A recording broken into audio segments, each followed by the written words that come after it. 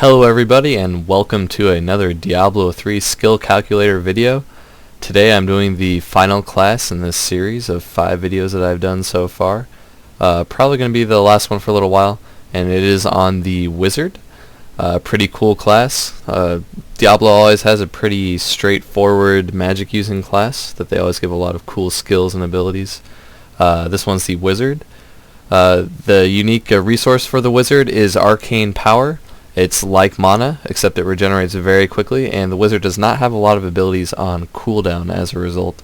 Actually has a few abilities on cooldown as a result, as opposed to the Witch Doctor, who has very few abilities that are on cooldown. But it's pretty much just like mana, just like the sorcerers of old always used. So let's get right into the build. My first active ability, I chose Magic Missile as a nice ranged attack. And I should get into the other mechanic for the Wizard. They have 4 signature skills, which get reduced mana costs every time you level. Their mana cost, or arcane power cost, I suppose I should say, is reduced by 1 at each level, and they show it as having 0 arcane power, just because the skill calculator assumes that you are a max level of 60. So I guess all these spells will be free when you're at max level, which is pretty cool. So yeah, I chose Magic Missile, a classic D&D spell, making its way into the Diablo universe now. And it seemed like a strong magic attack, basic magic attack. Honestly, most of the signature spells did not appeal to me too much, nor did many of their rune choices. They seem interesting enough, and I understand the main mechanic is to have these as your low-cost spells, but none of them seem super interesting. And I just went for a straight-up damage increase for Magic Missile. Very straightforward, not too much to explain. There's some pretty standard stuff in here. This one fires 8 missiles. You've got piercing ability.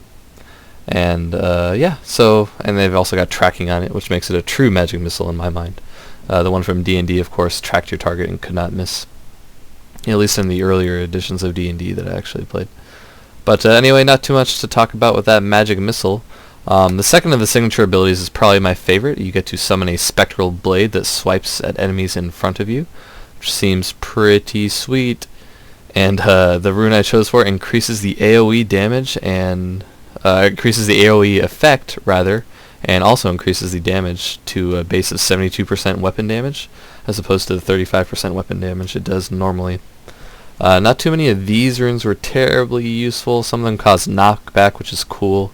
That one seems quite powerful as well, although I really felt like I needed an AoE damage ability out of there, because for this build I ended up taking a lot of utility spells, a lot of tricky wizardly spells, so I ended up getting this one primarily for AoE damage, Magic Missile for single target damage. So let's move on to something a little more interesting. The Wizard gets Wave of Force in Diablo 3. It seems like a pretty sick spell, very Jedi-like spell. Essentially send your enemies flying backwards and doing tons of physical damage, which seems like a very handy ability to have. More than just the AoE damage, of course, we like the fact that it sends enemies flying away from us and knocks them back, which is very cool. Also slows their movement speed for an unlisted amount of time. Blizzard may need to update that tooltip. I doubt it slows them indefinitely. And the rune I chose for that one, you may have sensed a theme in my latest few videos that I sometimes like it when things just happen more. So this one knocks enemies back. Wave of Force is what we're trying to do with this skill. We're trying to knock enemies backward. And I chose the Alabaster Runestone, which just knocks them back farther and stuns them for 5 seconds wherever they land, which seems pretty cool. Some of the other ones, of course, the Red Rune always just doing primarily a damage increase. The Golden Runestone conserving some resources as it often does. This one seems pretty cool. The Exploding Wave would probably have been my other choice. Enemies have a chance to create a smaller wave, 100% chance, so they do create a smaller wave, a little redundant there, Blizzard, that knocks other enemies away. The waves after that are smaller than the primary impact wave. This one seems very interesting, but potentially devastating. Enemies caught in the wave have a 70% chance to appear randomly somewhere, which the Obsidian Rune, often the weird rune I'm coming to find in these builds.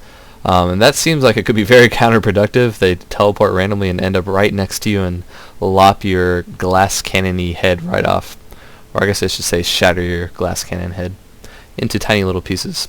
We'll get back to glass cannon, interestingly enough, that term, in a few minutes. A little bit of a teaser there for my passive skills. Then we move on to Arcane Torrent. It seemed like a cool damage ability. I kind of wanted to focus as much as I could on arcane style spells like the Magic Missile. I don't know why I've scrolled down here. Let's get all these back into view. Magic Missile, Spectral Blade kind of seemed arcane themed, even though it does physical damage. Wave of Force seems also kind of Jedi-like or arcane-y. The Wizard has more arcane or generally magical spells than sorcerers in past Diablos, who focus primarily on fire and lightning and ice. So I kind of wanted to go with the arcane theme. And Arcane Torrent, of course, fits that perfectly, having arcane right in its name.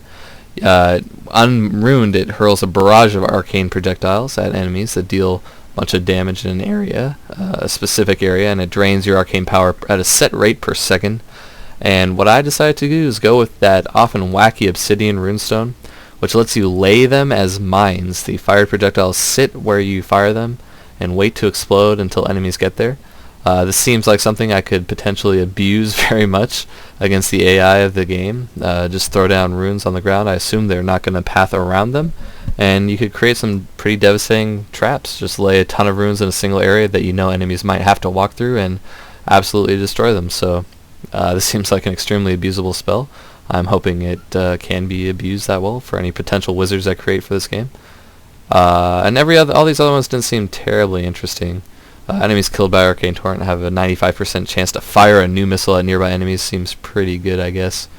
And this one, also pretty interesting, unleashes an extremely powerful Arcane Torrent, but you can't really control where the projectiles are going. I guess that could conceivably be useful, but I digress. I move on to Teleport.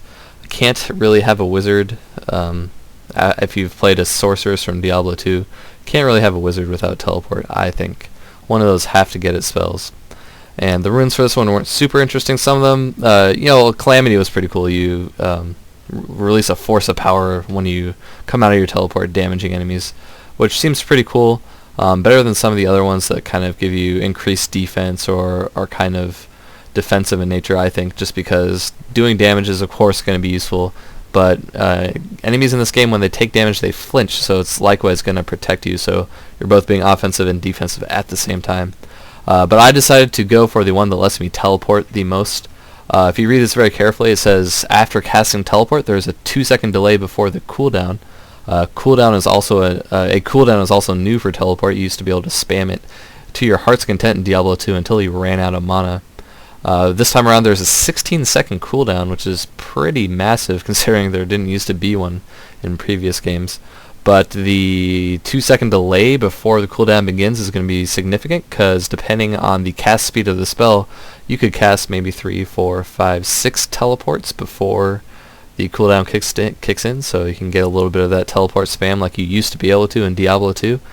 And that's really what I wanted out of teleport, is the ability to spam around the map, go wherever the hell I want. Just like that movie Jumper, which I never ended up watching and heard was kind of shitty. And that brings us to the final active skill that I chose. It is Archon.